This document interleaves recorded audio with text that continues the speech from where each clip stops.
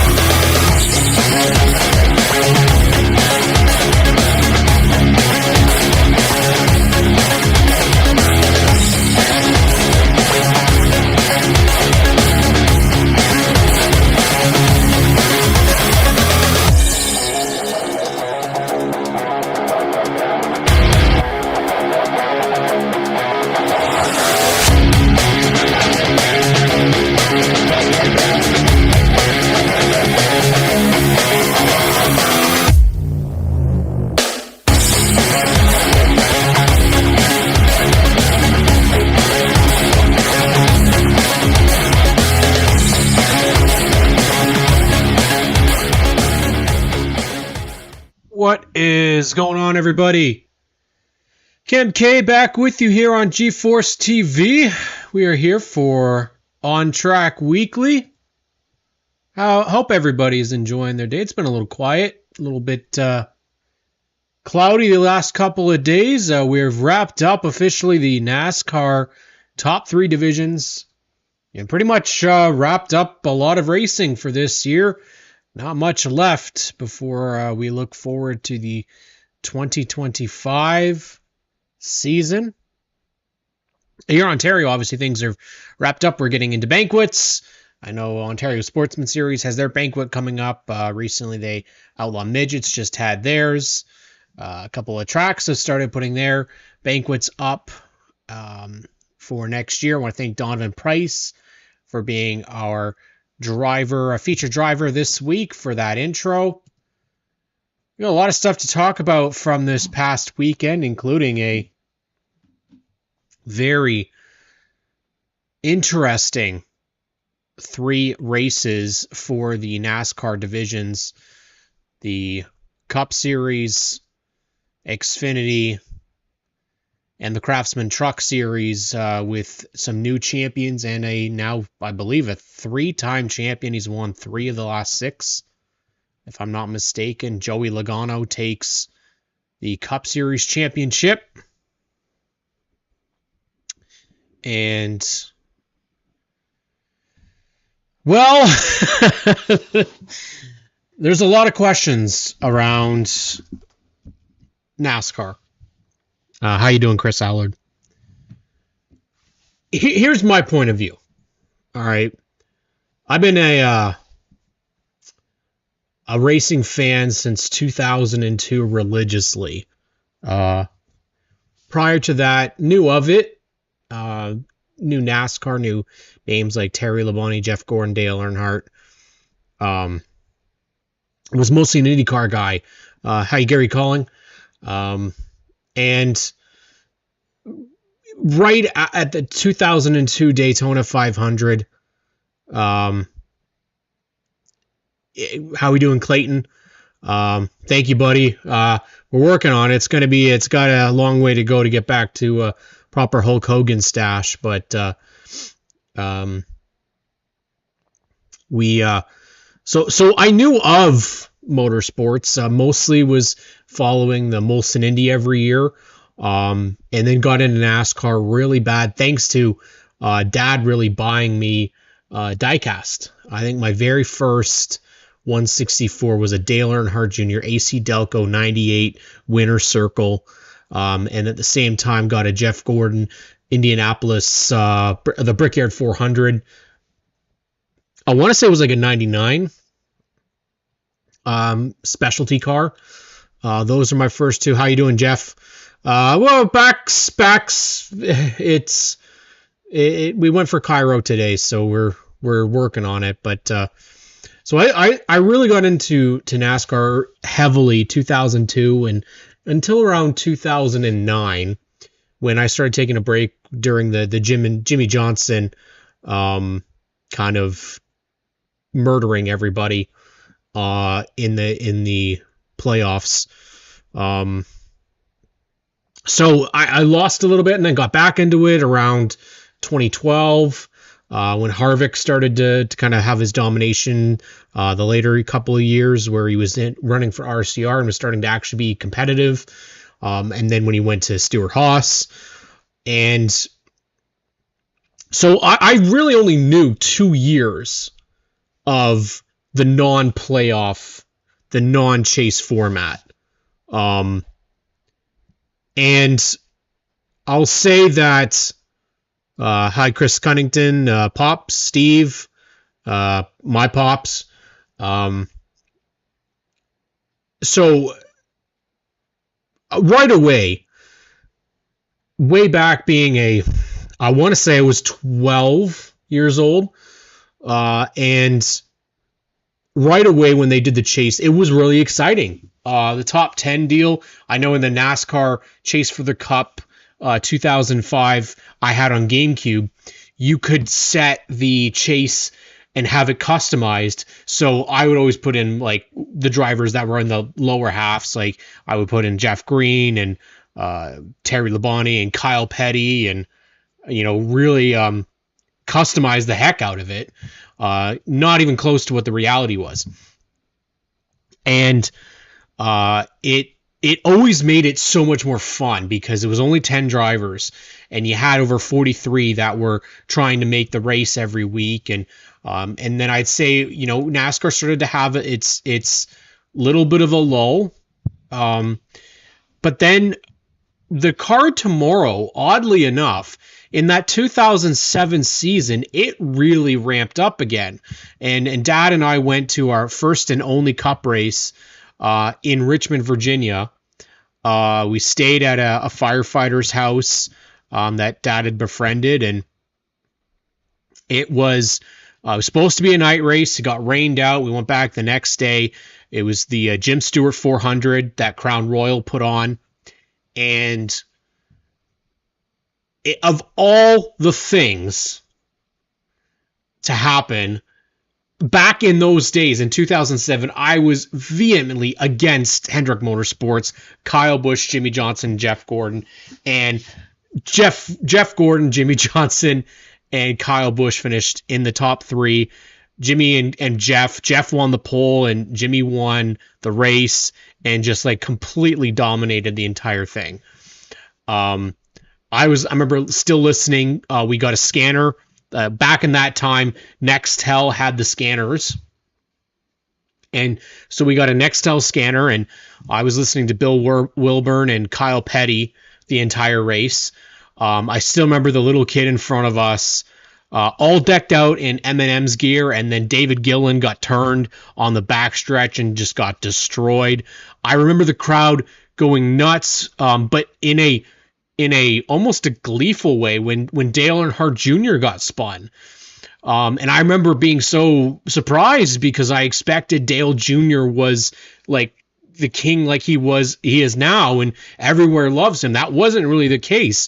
Everybody was people were laughing that he got spun out. One of my favorites at the time, Casey Mears, he was involved in that first lap accident with I believe it was Kurt Busch in the 2 car at the time. And I just remember the atmosphere and how fun that was. Now the Car of Tomorrow, I'll admit, it was not my cup of tea. I was not a fan of it. I didn't like the look of it. It was primarily, I thought, a very boxy piece of crap, frankly. And that's the same sort of time we started to get around the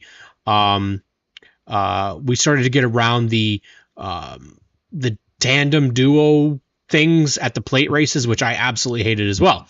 So it was a transition period from when I first started in 2002 being a huge fan of the Cup Series, Busch Series, Truck Series, and then into 2007 finally actually going to see the product live.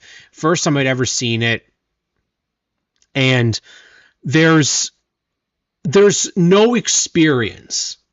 And I really do want people to understand here that there's not a real experience of being a racing fan if you don't go physically to the track. I want people to understand that it's not the same experience watching it on TV. It's not the same experience listening to on MRN. You have to physically go to the racetrack. There are people that we know, lots of racing people now, but that have been to Daytona, they've been to Talladega. I think Mark Hall has been to like 30 tracks, I think 38 or something like that. And comparative, it took us, I want to say, and Dad's here, so he can probably confirm this, but it took us a good hour or so to get in. To get out was a long wait as well. It wasn't as crazy because we went back the next day. But this was back when Richmond had stands around the entire track. And when you look at that compared to now, it is a considerable difference to a market and into a series that has lost a lot. And people can go on and exclaim that they like the playoff system. They like the way things are. They like how it's exciting. Or you don't know who's going to win until the very end. But at the end of the day, there's going to be some question marks here. Now, I've gone through several times these sites that these people that have posted the traditional Winston Cup standings and how many people would be different champions. And the reality is we wouldn't have a 7-time champion in Jimmy Johnson. That was not going to happen. He wouldn't have won 5 in a row if it was the traditional system. Now, we can't go back and say, well, it should be this, it should be that. It's not going to be. It's past, it's done, it's over. But I think there are things that the fans are starting to repeat and repeat and repeat. And the one thing that they haven't really done yet is go back to the short track side of things. And I feel that they are losing really quickly steam. I think that they had done some stuff. I agree with going to a street race. I agree with going to road courses at certain levels. I don't think that they should be making up as much. And the Graydon and I had a great conversation on SNS Live last week where he made a great point about, it doesn't really need to be 36, 35 races anymore. I believe it ends up being 38 weekends. And why not do something drastic? They've already done stuff that's been pretty drastic by opening it up to 16 cars. Now, personally, I would take it down. If you're going to keep it, get rid of the 16. Because at the end of the day, we used to have 43 plus that would make the race. That's not the case anymore. In fact, with Stuart Haas being gone now, we very well could have 30 trying to make the race. And we don't need half the field making the playoffs and having a situation like we had this year. By the regular point standings, Joey Logano would have finished, or he had a finish around 11th in points. Average finish of 17th. Now, that doesn't mean that he can't overcome the odds and go through the system and win the championship. Absolutely doesn't mean that. But when you go through and you see seasons of domination in the past, very easily you could tell who was, like Jimmy Johnson had those seasons where he was going to win the championship no matter what. But I think after a couple of years of this, they're going to need to make another change. They're probably not going to, because it's all about ratings. The manufacturers are running a lot of the show. We see it being impacted on the plate races. We see it impacting the championship. I'm surprised that people feel like this is the first time that race manipulation has happened. It's very evidently happened in the past. It may not just have been as blatant this time around, but another big thing we have to remember here is social media was not a thing. There wasn't a way for everybody to be seeing what people were doing. They couldn't listen to communications between the tracks and the crew members. They couldn't listen between the drivers. They couldn't see what was happening in the telemetry. A lot of stuff has changed now where the accountability is, you can't really get away with stuff anymore. And fans, at the end of the day, aren't stupid. I know sometimes it may come, well, some are, but it may come across that, you know, we have people that have been a part of this racing family for so long. A perfect example is a situation like Xfinity's championship with Justin Allgaier. That was an amazing story. I loved that story. But then you have other situations where it somewhat muddies it. Perfect example was when Matt Crafton won the championship and never won a race. The whole idea behind the playoff system was to put an emphasis on the winning. But that doesn't seem to be happening enough. The winning still doesn't mean enough because the guys that are getting the 6 to 8 potential wins in a season aren't the ones that are advancing to the very end. I think there has to be maybe more of a bigger limitation that you need to be in the top 15 in points, not the top 30 to make the championship scenario. Like there's so much that I think they're going to have to retool here. I went through in the last 10 years of all the major partnerships and how the sport has changed so incredibly insane to me, how much things have changed in just a period of 10 years. Now, not talking from when I started watching in 2002. We're not talking 22 years. We're talking 10 years. The way things have gone. I went through JSKI's website and their team chart. From the beginning in 2014, you have drivers that had maybe 2 to 4 sponsorships the entire season. And now you're looking at 10 to 15 guys that have a laundry list of different partners each and every week. And that is the way it's going to need to be. And I think that's where it's starting to affect, and it has affected here in Ontario, especially if you look in like the NASCAR Canada Series, because it isn't as easy for these teams to do something like that. The Cup Series guys, the Xfinity guys, they can go and redecal a car week to week. They can go out and get different partners. They have a marketing team doing it. It's not the same here. So there needs to be there has to be a way to be able to find partners, people to come into motorsports. However, I think people need to stop thinking the Cup Series mentality. It's never going to be that way here.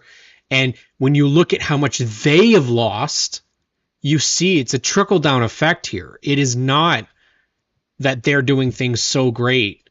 Formula One, for a long time, was starting to have blank cars in the back of their grids, and they've started rebuilding their entire program.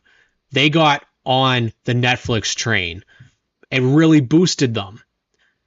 IndyCar, for a perfect example, for years they had issues with so many blank cars. And for us right now, and especially what I see, is people are still afraid to just shoot their shot. And I've had drivers say, I don't know how to do that. I don't know how to approach people. I don't know how to write a marketing proposal. I can't. You can. I had a team the other day that I sent them the business directory for their town. I said, there is 250 pages of businesses here. You know, it isn't an easy thing, but we don't have the playoffs here. Your whole season relies on how you do from start to finish. It's not a chance. It's not based off of a stage break. It's not based off of anything other than doing a points battle week in and week out. And we already see a lot of guys and gals can't do it every week. They can't make every single event, which is completely fine. I know that there's a lot of negativity around racing, specifically NASCAR, and listen, I'm partial to it as well. I'm a fan first. I'm allowed to be upset on how things go, but at the end of the day, I know that they'll make the decisions. They're the ones in charge. They will be the ones that will make the calls.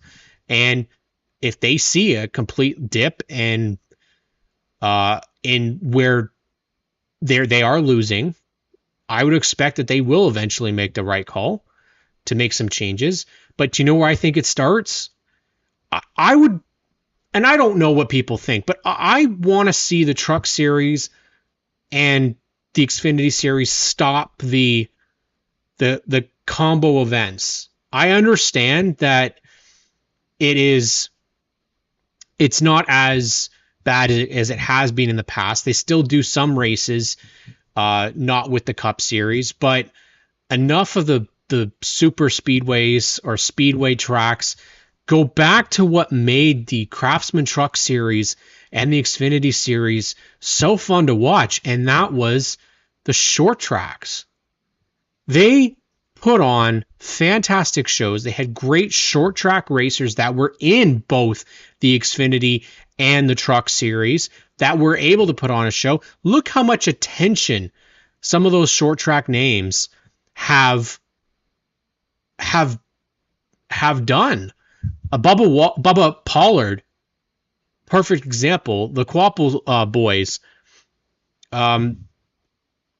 There's serious talent in the short track ranks. You get perfect example is the Truck Series champion in Ty Majeski. He went back to short track racing when his stuff with Nice Motorsports flamed out during the season. Ran out of money. Didn't get the opportunity. Now he goes to ThorSport and wins a championship. Why? Because he's good. But where do you get seen? On the short tracks. It never fails. And you see a lot of the guys that where they started was the short tracks. And to me, on television, do I want to see a track with a whole bunch of empty stands? Or would I like to see them jam-packed in a short track across America, Canada, Mexico? I think it does so much more for the product if you look and see something that's full. And I understand it. We've been doing a big thing in having Martinsville, Richmond, and Bristol as the short tracks for the Cup Series for a long time. But let's be honest here. There is a ton more short tracks they could go to. It's all about what will have the right feel. How they brought North Wilkesboro back before they went to new places. A perfect example is Spring Spencer Riddell. ASA days. Yes. ASA, ARCA, and one of the most disrespected series that was the launch for the Cars Tour was the USAR Hooters Pro Cup Series. The Goodies Dash Series. It is, and that's the thing. Rich says, yes, again, NASCAR, it's their safety levels at short tracks. Absolutely. But that's where they have to make some changes as well, because the reality of the product is it's stale, and it's been stale for a long time. I personally agree with a lot of people that have said, and this is my belief too, is I don't feel the personalities are there. They don't really have guys that I feel showcase enough of that. The other side of it, as we've talked about, is are these drivers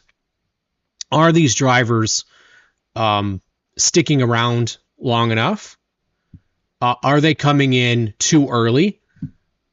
And are they moving up too quickly? Well, you look at Hailie Deegan, you look at Danica Patrick as two examples of, yes, there are female racers that were pushed, I think, more for an agenda, but guys like Ty Gibbs being pushed and moved up really quickly, Austin Dillon and Ty Dillon, for that fact, pushed up really quickly. Would they have benefited more from sticking around a couple more years? I think that's the reality. And now you look at the Truck Series. The Truck Series was probably the best division in 2004, 2005. Why? Because they brought the Cup Series vets. They went right back down in the Truck Series. And they did a phenomenal job with that series. The Truck Series was like the guys that maybe couldn't get the big wins in the Winston Cup Series. With Bobby Hamilton, Mike Skinner, Johnny Benson, Jack Sprague, Ron Hornaday, Steve Park, Brendan Gaughan, Ted Musgrave, Jason Leffler for a period of time, Mike Wallace, Ken Schrader, who am I forgetting? Travis Quapple, Mike Bliss. It goes on and on and on with all these guys, and they had a couple of young kids in there as well. And you remember, yeah. So the Spencer Riddell goes and says Ben Rose has been in the Truck Series for a few years. Matt Crafton, I guess you'd say, is another one. Johnny Sauter, Allgaier is like that for the Xfinity Series. You have to have some of those names. And I think that's what's been lost a little bit in the Truck Series is that you haven't had, like I've thought about, take a couple of guys that have retired, Martin Truex Jr., Matt Kenseth, Greg Biffle, stick those guys in the Truck Series for a couple of seasons. It adds a little bit more veteran presence in it, a little bit of names, but then you also go short track racing.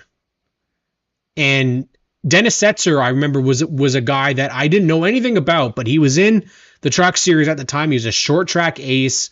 And they used to go all different. They went to I-70 Speedway. They went to Mesa Marine. They went to Mansfield. They went to Memphis. They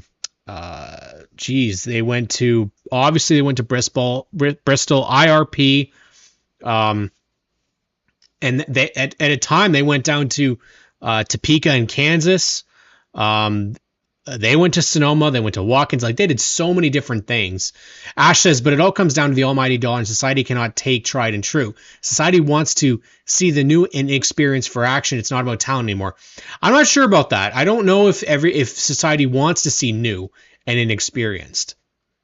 Honestly, I think a lot of it comes down to we really, like you said, it comes down to the money. Well, what really hasn't changed? The expenses are still there, but the schedule is still as long as it was.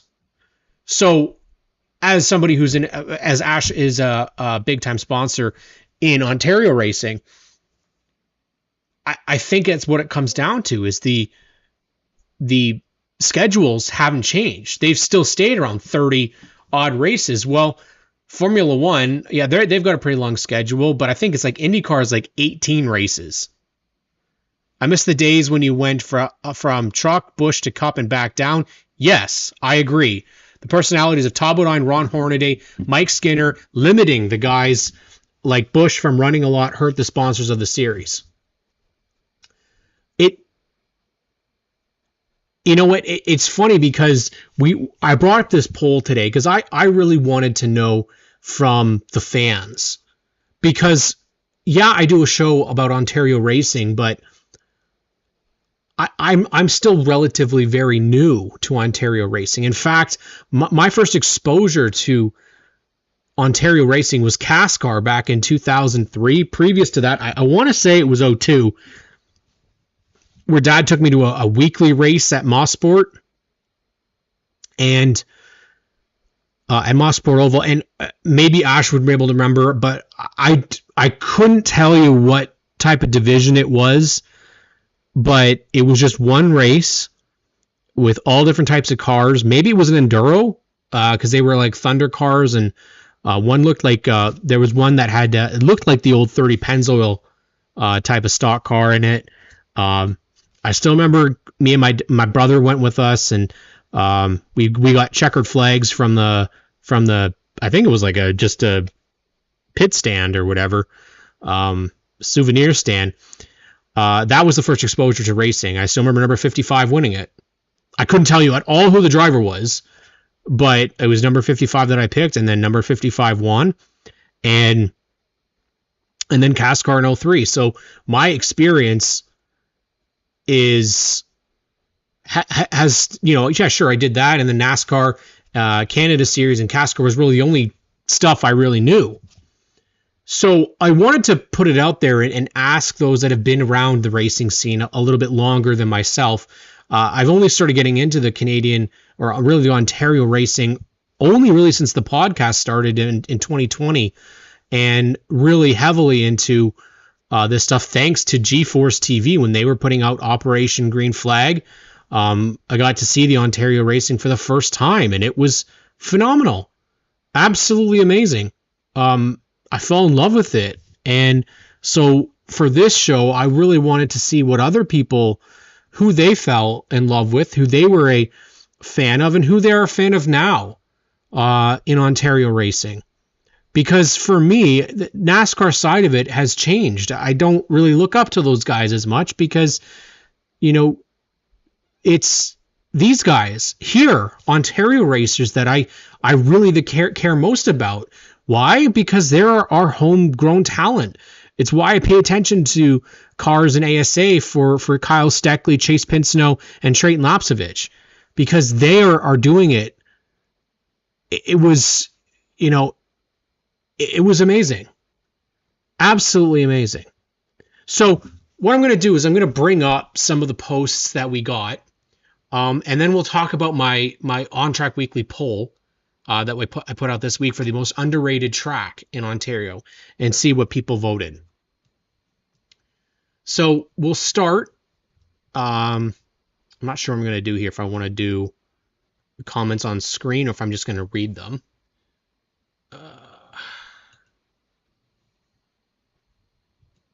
We'll put it up on the screen. So, who are your favorite Ontario racers? And when you first started watching, and who are some of your current? Now, obviously, there's some people out here that write family members or people that they're related to, but that's part of it. We'll start with GM of the Sauble Speedway, Brad Holmes, who says, when I started, Mike Holmes and Glenn Blaker were his favorites. Now there is almost too many names to narrow down. Tanner Holmes is getting ready for big things. And of course, everyone who races at Sauble Speedway. Calvin Reeser says it was Gord Shepard, Todd Davenport, Joe Whitaker, and Smokin' Joe Adams, all back in the Thundercar days. And no, he's not biased at all on these guys. For Rich Schwarzenberg, I knew this name would be on here. Junior Hanley, Jay and Ray Hughes, Jeff Hanley, Alex Nagy, and Dave McKay. Now, of course, I would expect Billy Schwarzenberg is on his list. James Houghton. But then you also look at Kyle Steckley, Dave Bailey, Sean Taylor, Rodney Rutherford, and Spencer Riddell. Definitely agree with some of those names there. Ash McMartin mentions Al Shepstone, Joe Mallet, and Daryl Leatherdale. And now, of course, I don't think I'm not really surprised on this one. Rob Crick, Nolan Gould, and Angelo Novis.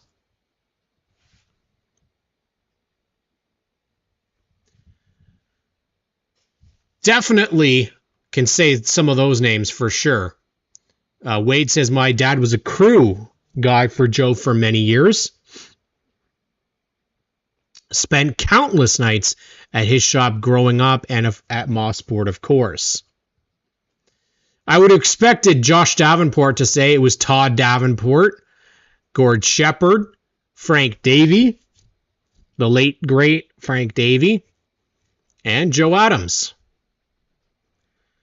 Colton Everingham says Taylor Holdaway, Mike Bentley, and Randy Rusnell.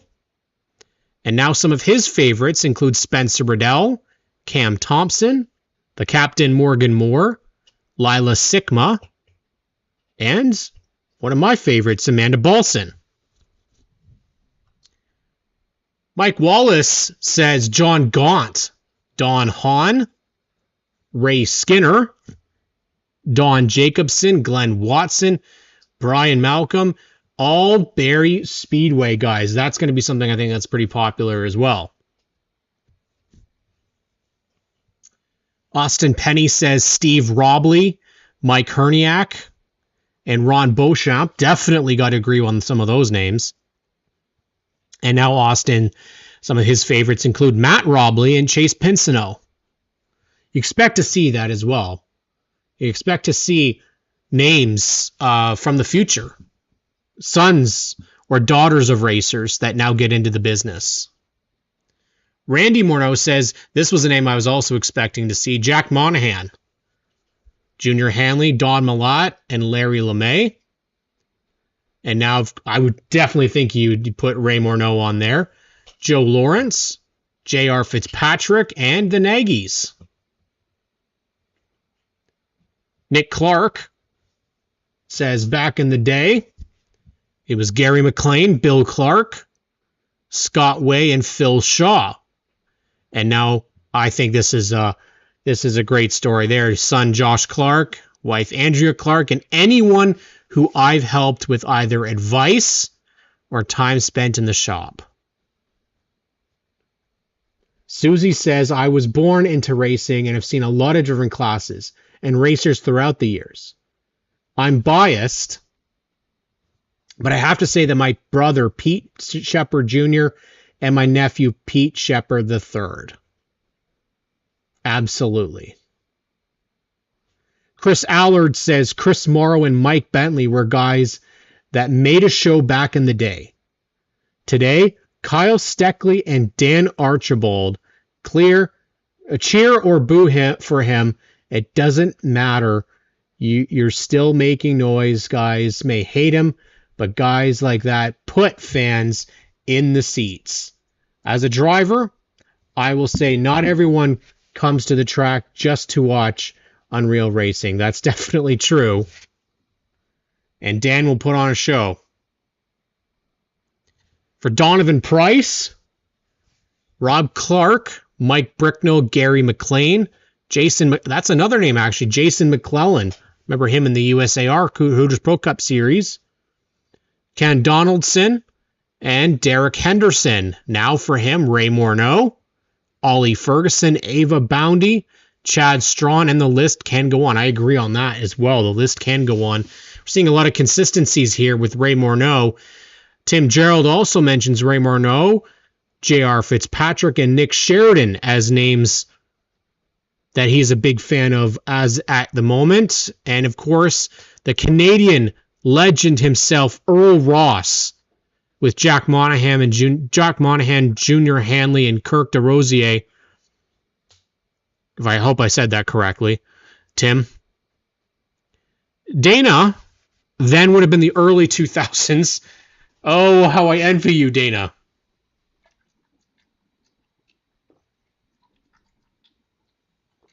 Ray Morneau and Uncle Dan Monahan. And now, brother Ray Monahan. So, uncles and then brother. And, of course, Colton Everingham.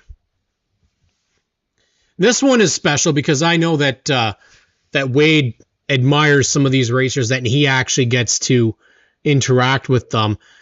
When I was a kid, it was the Price brothers. And now that I'm an adult, it's still the Price brothers of Dan and Donovan Price. Also should mention, I'm anywhere at a track I get to see Amanda or Kelly Balson, Dan McHattie, Ryan Kimball, Danny Benedict, who he hope he returns one day. He knows he's going to see some great racing.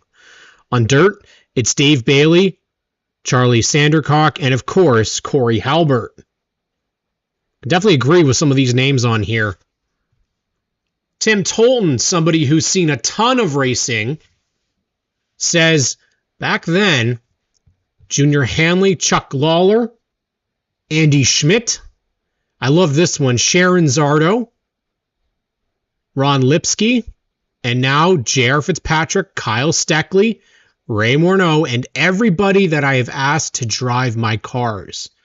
So some of those names that have driven the three include Lane and Billy Zardo, Nick Clark, Rick Bastian, Nathan Detweiler. I think Graydon Bunn's driven his car as well. Randy Patterson says then, I'm going way back there, Randy McDonald, yes, because of the name. Well, Randy McDonald was also one of the big representations for Canada back in the Truck Series in the early 2000s. Junior Hanley, Brad Layton, Derek Henderson, Andy Warbutton, I know that name, and the Graham brothers.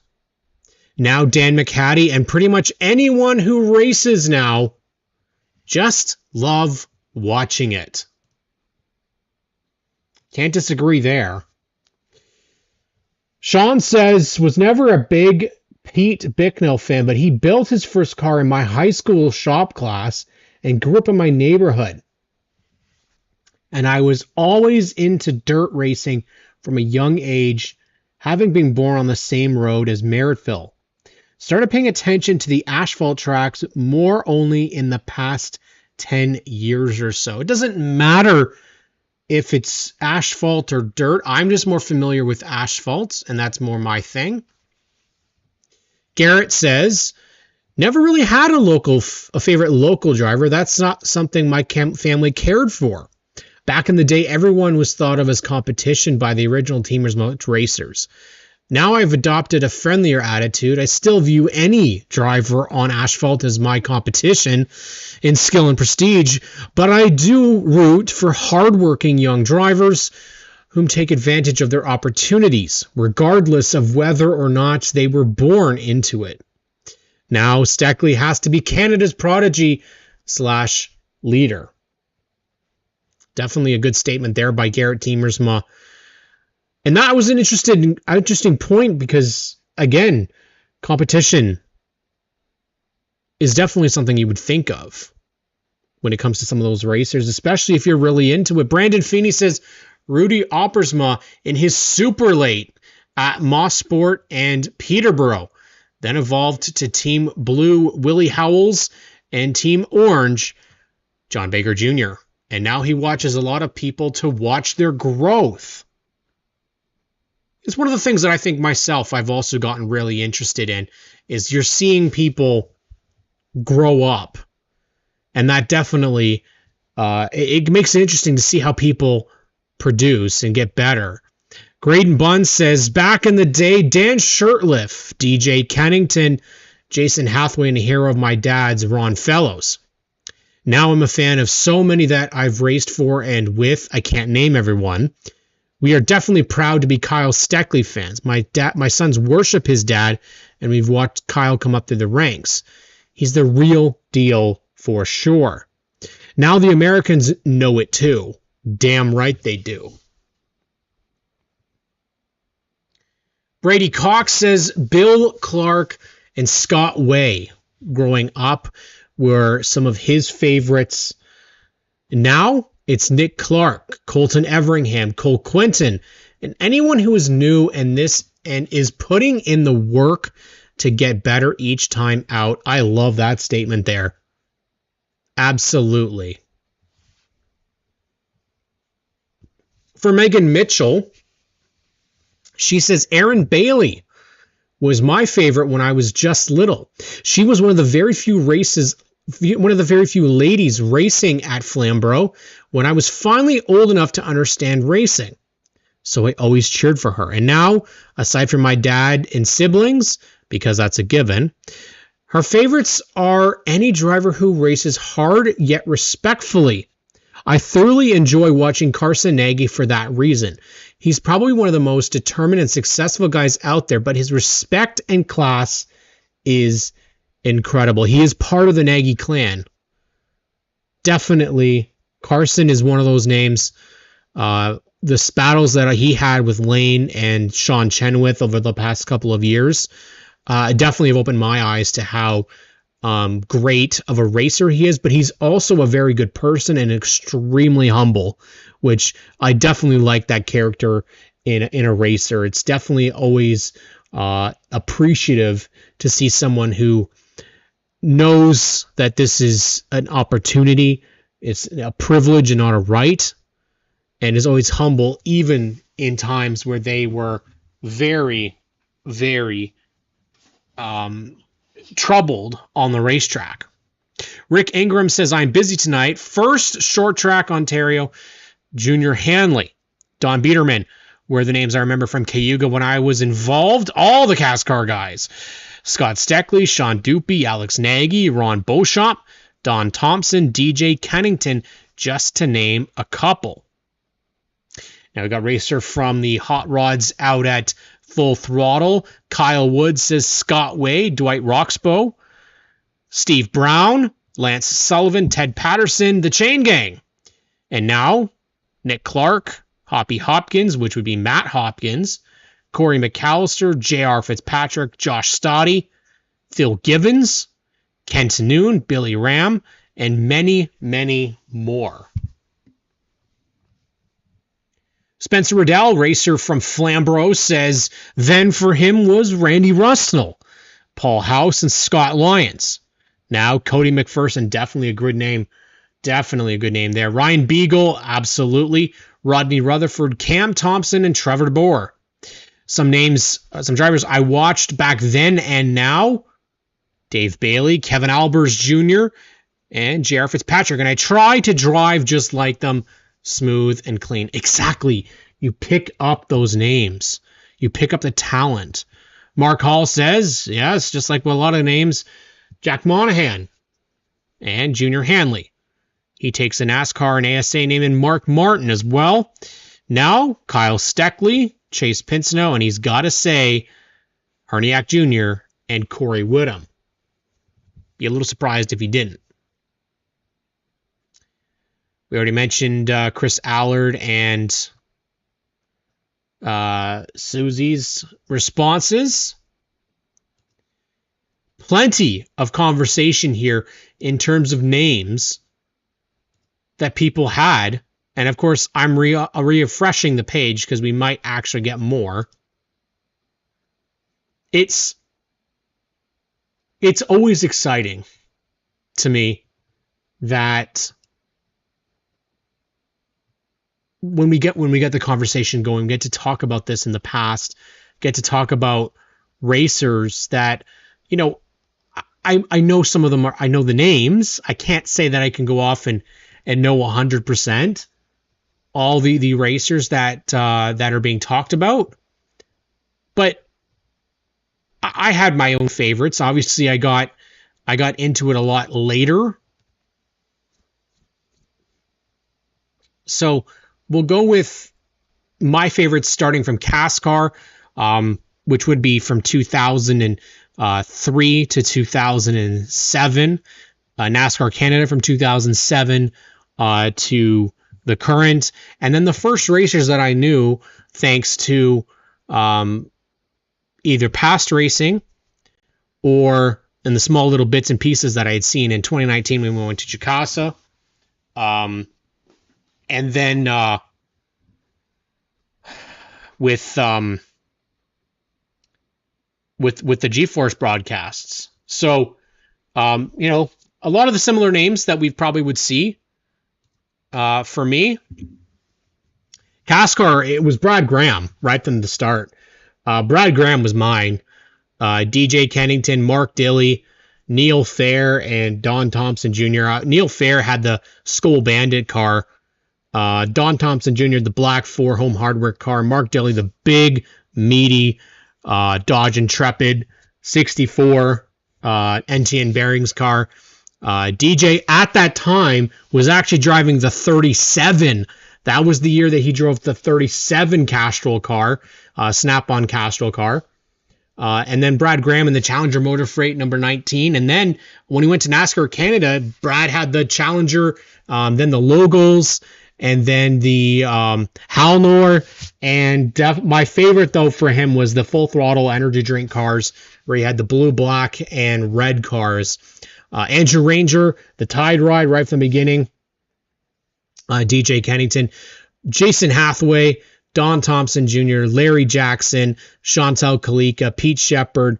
The names go on and on for me, though, really, in NASCAR Canada, because there is so many great racers that, like Sam Fellows would be one, Daniel Blois would be one, J.R. Fitzpatrick would be one. You just can't put the limit on how many. There's guys that maybe people don't know. When you start to get to talk to them and you know the personalities, you get to like them a lot more than just a racer. You get to know them and their personalities. And guys like Brett Taylor was a great guy. Very, very fun guy to talk to. Donald Teague is another one as well. Malcolm Strawn, Dexter Stacy, Brian Cathcart. What a nice guy Brian Cathcart is too. So again, most of the field in NASCAR Canada for sure. And then the first Ontario racers that I really kind of started to know was Kyle Steckley, Trayton Lapsovich. Both those guys kind of were the first stars, first young kids in the series that I kind of started to follow and learn about. Rick Verburn was one of the first names as well, actually. Saw him in that 88, and then he also actually, back in that time, he was driving the 21 Super Stock, and I absolutely loved the look of that car. Todd Davenport, I still remember him winning a race at Sauble, maybe 20 or 21, and fantastic race with him, Frank Davey, and Kenny Grubb. And I absolutely loved that 30 car. And Frank Davey as well. He was somebody I got to watch a lot of races now, and I've been watching back. And Frank, he seemed like a really good dude, and I never got the opportunity to chat with him. Amanda and Kelly, I actually, he and Gary Elliott I knew from when we went to Jukasa, and Kelly had been tearing it up in the modifieds, but I believe that year actually he put J.R. Fitzpatrick in his modified, that the race that we were actually there, and then Gary Elliott. I mean, you can't turn away the Quaker State car, and that was, I only really knew him from the modified, and that's when I first found out about Wally Wilson as well. Wally was in that race, I believe, and that's another one of those. I think a lot of people would say Wally Wilson's out there as one of their favorites out there. Myself, right now, there's so many names, so many great racers to talk about, and it would be definitely biased, unfortunately. Some of the names that I think people routinely see, that I absolutely just, there's some racers that you know right away, and they mean so much more that when you get to know them, and it means so much more. Dave Evison says Earl Ross, Grant, and Marsh Manning for himself. Brett Taylor and Andrew Ranger, as Brittany says, still big fans. Absolutely. And so some younger racers that I've gotten to be big fans of, I've said before that I think that Josh Davenport is a great future star in this series, in Ontario. Cole Camrath, Jake Spencer Walt, Chase Stevenson, the Lila and Lila Sigma, Morgan Moore, great personalities. These kids are a lot of fun. They're extremely talented. Another one I haven't gotten an opportunity to see him race was Tom Bradley, Dave Bradley's son. Kid can talk just like his dad. It's amazing. Some other racers that I think are really quite out there, quite fun are the Shaws. Sam winning the big Flying Frank this year, and Blaze winning the Allen Lincoln, and then Dale winning the Hanley. I mean, they kind of showed this year that they meant business. Jacob Sutcliffe winning the Maystock Championship. Delaware racers, there's so many. But the Lawrence boys, I tell you, both of those Lawrences, Phil Givens, man, that guy can drive bone stocks. A guy who's a lot of fun this year, who I actually really, I don't think I met him once before, was Chris Allard. And I think the best part about Chris was that he's also showing Maya Ford how to race, and he's coaching and helping, and Colton, same thing. It's the racers that aren't just about themselves. They're there for the business. They're there for the future, and they see talent and they're willing to help it. The OSS racers, you got to talk Kevin Travel, man. That guy's might not have the biggest and best equipment, but he sure as hell puts his best out there. And Nathaniel Greenaway, I've talked a while about him. He's great personality. The McGlynn brothers, underrated as hell. Corey McAllister, another guy that I think is fantastic. Connor James. Guy can win in so much. Marley Owen. There's just, like I said, there's so many great talented racers. I mentioned Amanda already. Chantel Kalika is another one. Blessings to a lot of these amazing racers to allow us to be a part in there. And it's really good to see. So a lot of great racers coming up. I'm going to say Landon Sellers, Hudson Sellers, Brody Coates, all contenders to get wins next year.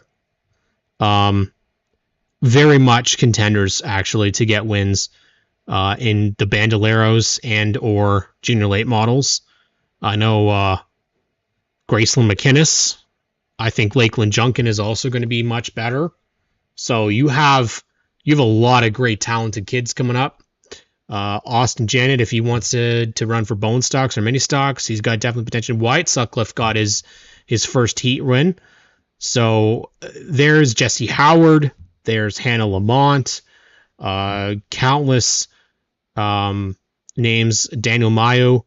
Obviously, Adam Generu.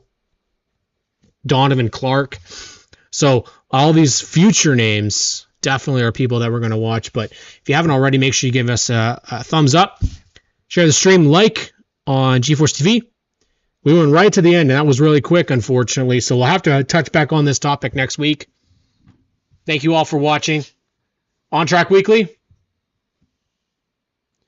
see you all next week here on ONTrack Weekly.